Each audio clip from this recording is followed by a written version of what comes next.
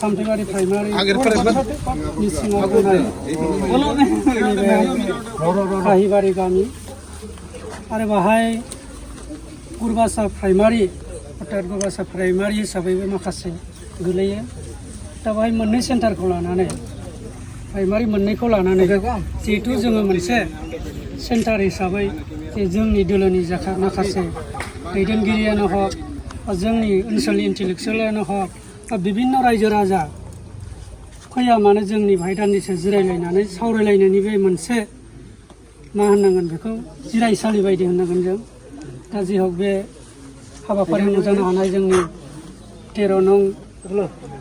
चिरां समस्तिनि मानाव गेदेर केन्डिडेट सार बिथां आरो नुजानो हानाय जोंनि BPF दोलोनि सेन्ट्रेलनि दैदेनगिरि बिथांमोन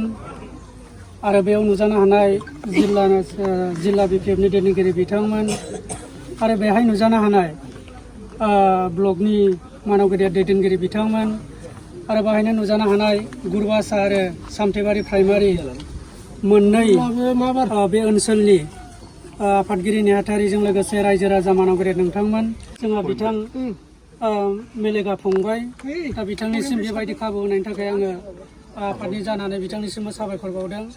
दा बे समाव आं गोलाव बाथ्रा बुङालासिनो सारा जाहाथे दिनैनि बे अपेनिं हाबाफारि बेखौ मावफुंनो थाखाय आं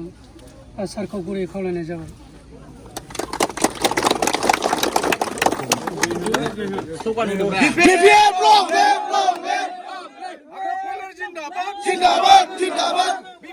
Long live, long live, long live. BPF, long live, long live, long live. Long live, long live.